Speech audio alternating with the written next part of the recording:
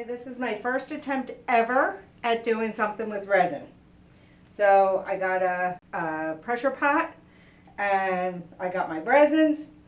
I have a bowl here with some scrap pieces of Burl and some mica tinting powders. So let's go. Let's see if I can do this. I'm not sure. I did 2 cups exactly and 2 cups exactly of the 2-part mixture. Somewhere along the editing process, I lost mistake number 2 and I can't even remember what it was.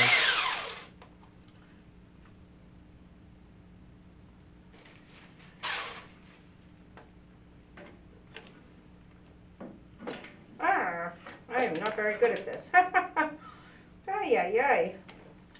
Okay. Probably help my life if I wasn't so clumsy. Okay,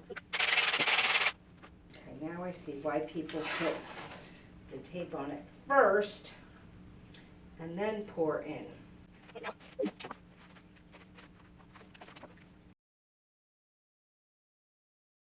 Okay, so I don't know if I mixed this correctly. We're going to find out. There could be a lot of spots that didn't cure at all, and the whole thing could end up being a waste. But it's my first time ever turning a resin thing. Let's see how I do.